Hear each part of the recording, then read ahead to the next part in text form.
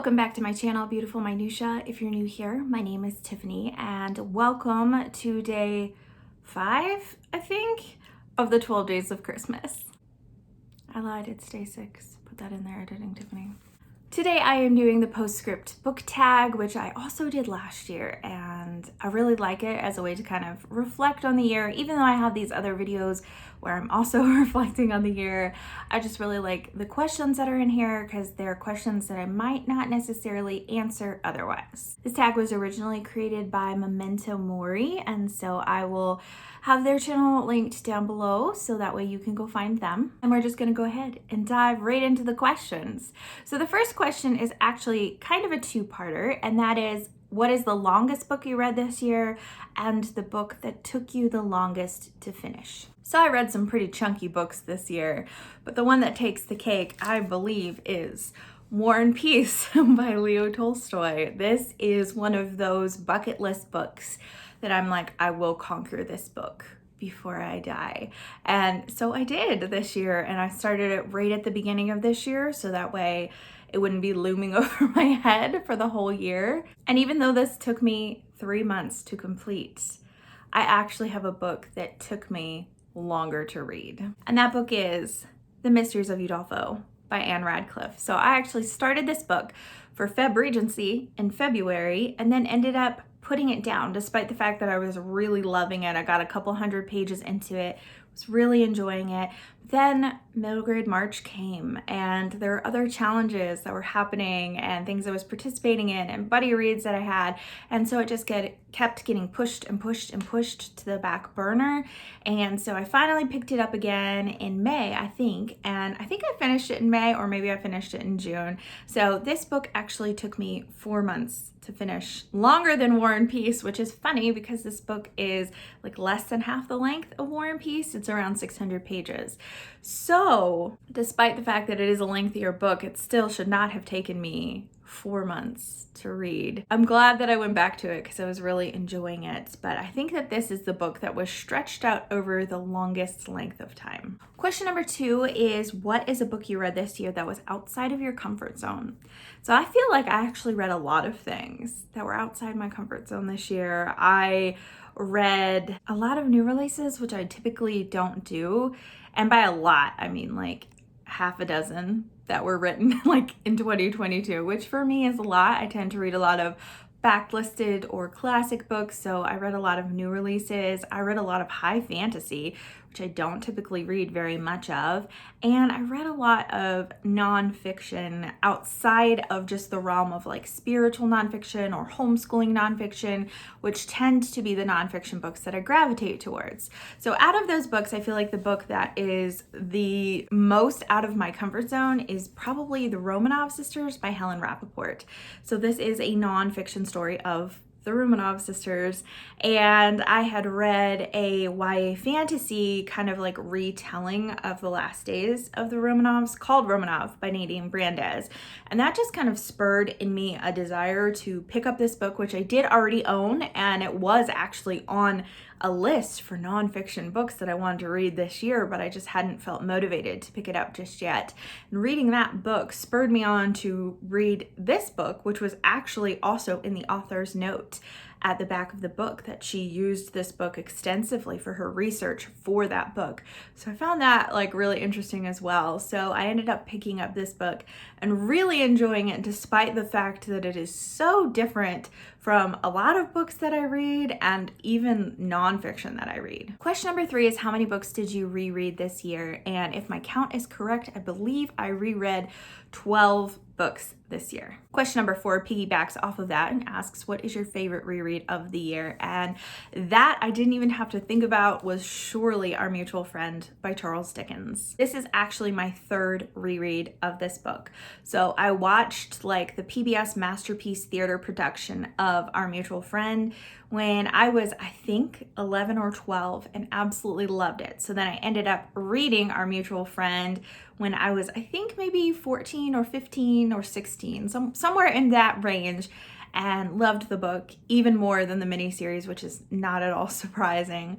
Then I reread it again in my 20s, and now I have also reread it in my 30s. So I feel like this is apparently a Dickens that I need to revisit at least once a decade.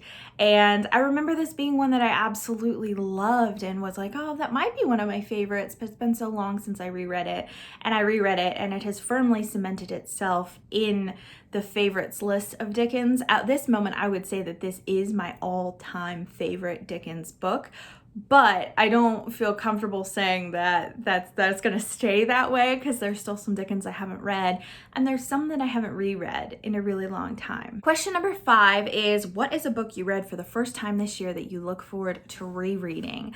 And this was a difficult question because there's a lot of books that I'm really looking forward to rereading, but ultimately I landed on Everything That Rises Must Converge by Flannery O'Connor. So I had never read any Flannery O'Connor, and my dear friend Christy loves Flannery O'Connor so much, and I ended up buying this book used and picked it up and was like, okay, I'm buying this because of Christy.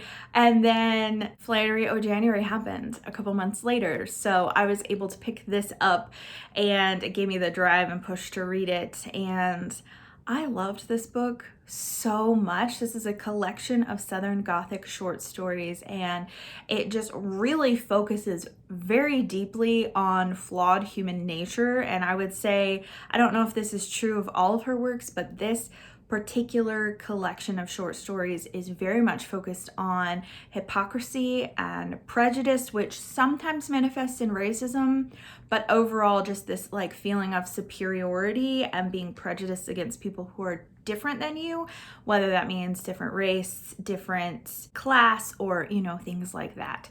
So super thought-provoking and very dark, but so good. And although Flannery O'January is coming again very soon, this is not something I'll be reading for Flannery O'January, but I really am looking forward to getting the opportunity to pick this up again and reread, especially some of my favorite short stories. Speaking of short stories, question number 6 is favorite single short story or novella that you read this year. So you could interpret this, I guess, a couple of different ways, like your favorite short story overall, or just your favorite one that you read individually that wasn't part of a collection. And I'm gonna go with one that I read that wasn't part of a collection, because otherwise I don't know how I'm gonna choose. I read 3 amazing short story collections that were all easily 5 stars this year, one being Everything That Rises Must Converge, and then A Bad Business by Fyodor Dostoevsky, and then The Happy Prince and Other Stories by Oscar Wilde. And all 3 of those were 5 stars. And so I am just not even gonna touch those and try to pick a favorite out of those short stories. Instead, I'm gonna talk about actually 2 other short stories by totally different authors that I just reread kind of on their own. And the first one of those is The Devil and Tom Walker by Washington Irving. So this is kind of a Faustian retelling, and I was hoping to participate in Faustathon, which was in August, and I really didn't get the opportunity to read the group read or read anything else that was going on with that except for The Devil and Tom Walker. So this is about a man, Tom Walker, and he ends up kind of like in the swamp-like area that's near his home, and he encounters the devil. And it's very much a Faustian, making a deal with the devil and see where it goes from there. And it was really funny, but also very thought-provoking, and the descriptions were very lush and beautiful. And the more of Washington Irving that I read, the more he is becoming cemented as one of my favorite writers of all time. And the other short story that I want to mention is The Sound of Thunder by Ray Bradbury. This is my first Ray Bradbury that I have read. Still, I actually own quite a few of his books that I have picked up really inexpensively at thrift stores, and I still haven't read any of them, but I loved The Sound of Thunder. It was so good. If you like Jurassic Park, you'll love The Sound of Thunder because it gives you that kind of feel, and it does have dinosaurs in it, and also kind of a time travel butterfly effect kind of a situation going on. So if any of those sound good to you, you should definitely pick it up. It is super, super short. I actually found it through Christy because she sent me an article of like so many short sci-fi stories that you need to read before you die. And this was on the list. And so I clicked on it and I read it and I told Christy, you have to read this. And so Christy read it as well. And we both just absolutely loved it. It was so fun. Question number 7 is Mass Appeal, a book you liked and would recommend to a wide variety of readers. So for this, I'm going to recommend a nonfiction that I feel like was just so impactful on my life this year, and one that I'm actually planning to revisit very soon, and that's Atomic Habits by James Clear. So when I saw the title for this book, I thought it meant like changes that were like an atomic bomb that would just like totally revolutionize your life. And it's actually about really small incremental changes, like the size of an atom, and slowly making them into building blocks to actually really change your thinking, change your life, change what you're doing. And he made it so achievable and so doable that I think that people who are driven and motivated to change would find inspiration from this. But for people who are like me, who are more type B and a little more undisciplined and go in all gung-ho wanting to literally change everything about their lives at once and then burn out super fast, this is a book really for you, especially. I know people who are more type A personality who have also really enjoyed this book and found a lot to love and glean from it.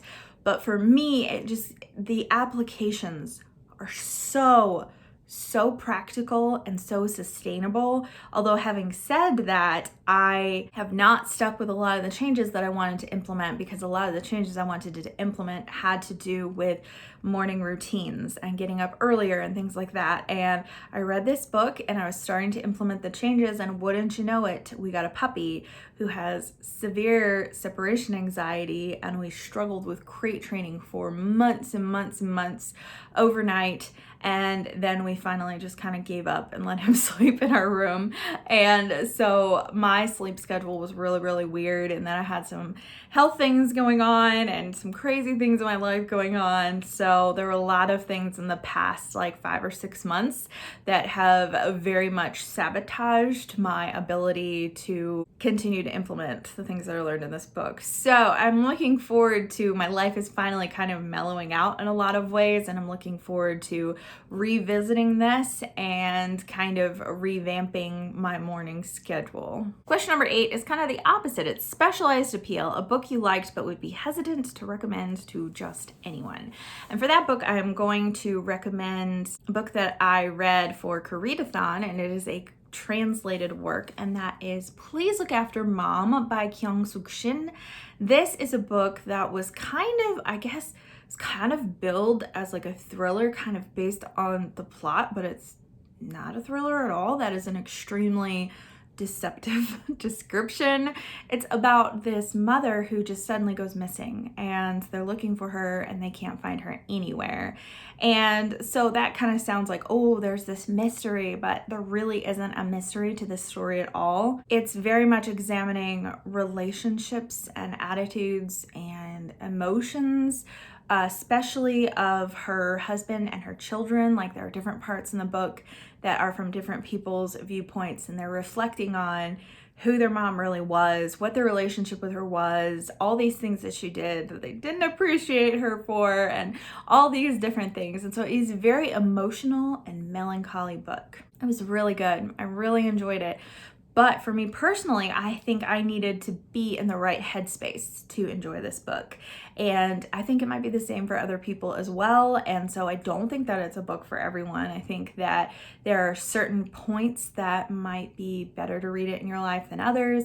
And I also think that there are some people who would never enjoy it just based on the writing style. And the ending is super literary feeling. So it's not like this conclusive bang of an ending. It's different. So I really loved it, but I don't think that everyone would. Question number 9 is reflect on your year as a bookish content creator. Goals met, good and bad memories, favorite videos you made, etc. Well, in terms of goals met and stuff like that, I didn't really make any channel goals last year, so I'm just gonna kind of ignore that because this question is more about being a content creator than it is about regular goals. And I do have a video coming out really soon, tomorrow actually, revisiting the goals that I made in 2022 as a reader as a whole.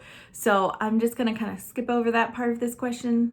I can't say that I have any bad memories of this year in terms of being a booktuber. So everything has been really good, but I think some of my favorite memories have been that I started doing a few lives on my channel, which was really scary for me. I did live reading sprints 3 times on my channel, twice by myself, and then I hosted one for a readathon that I was a co-host of. And so those were like really nerve-wracking, but also ended up being just the most fun, and I am so glad that I stepped out of my comfort zone to do that. In terms of some of my favorite videos that I have done, first of all, ranking all the classics that I read in 2021, that was so fun, and I really enjoyed that, and I am doing that again for 2022, so you can look for that in some of the later days of the 12 days of Christmas because that video is coming. I had so much fun doing that video. I also really enjoyed, this is a really weird niche video, and it was not a very popular video. If you've been here for very long, you have probably heard me mention a lot of things about K-dramas, K-pop, lots of Korean stuff. My daughter and I both got introduced to K-pop and really love it, and so we started studying Korea in school and just kind of made that part of our homeschool curriculum. And one of the things that we did is we ordered a Korean snack box, and I recorded a video of us trying all the snacks in that box, and it was such a fun video, like one of my favorite ones that I've made this year. And my daughter was just hilarious in it, which is really not surprising. If you've seen her in any of my videos, she's a hoot. She really hams it up for the camera. So that's a favorite one. And then I'd also say I did 2 videos back to back of books that I read that I feel like I rated too high, that now in hindsight, I'm like, no. And then books that I rated really lowly that I look back and I'm like, I should have rated that a lot higher. It wasn't as bad as the rating I gave it. So I thought that those videos were really fun to look back on, and I really enjoyed those. The last question number 10, is tag some fellow bookish content creators. So I'm gonna tag Victoria from A Musical Bookworm, Rainy from Rainy Day Reads, and Chantel from Chantel Reads All Day. And I am pre-filming for the 12 days of Christmas, and I have family in town while this video is going up. So there is a chance that there will be people that I tagged in this video who have already done it at this point. So if you have been tagged, I'm sorry. If you are a booktuber and you would like to do this tag, consider yourself tagged. I would love to hear your answers. And for those of you down in the comments below, I would love to hear your answers as well if there's any of these questions that you would like to answer. Thank you so much for watching. If you like this video, please hit like and also subscribe so you can continue to see more bookish content from me, and I will see you again next time.